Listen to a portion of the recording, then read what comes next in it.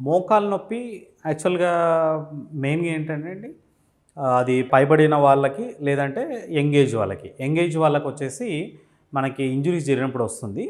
కొంతమందికి మోకాళ్ళు 60 సంవత్సరాల అబోవ్ వాళ్ళకి అరుగుదల వల్ల వస్తుంది. ఈ అరుగుదల ఎందుకొస్తుంది అంటే కార్టిలేజ్ డ్యామేజ్ కావడం వల్ల.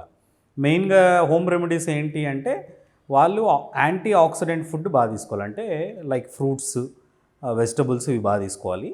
తర్వాత నెక్స్ట్ మార్నింగ్ టైమ్స్ ఈ కార్టిలేజ్ సంబంధించి గుజ్జు పెరగడానికి కొన్ని రకాల చిట్కాలు అంటే ఇప్పుడు గ్రీన్ టీ లాంటివి లేదంటే వాటర్‌లో దాల్చిన చెక్క ఉంటది. దాన్ని కాచుకొని సినమన్ అంటాము.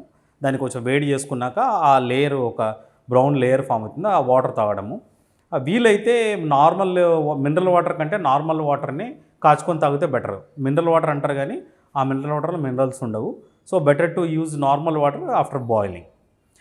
తర్వాత మార్నింగ్ టైం 7-8 మధ్యలో కొంచెం సన్‌లైట్ ఎక్స్‌పోజర్ ఉంటే బోన్ స్ట్రెంత్ వచ్చి వాళ్ళకి ఆటోమేటిక్‌గా అది జాయింట్స్‌కి పట్టుత్వం ఇస్తుంది.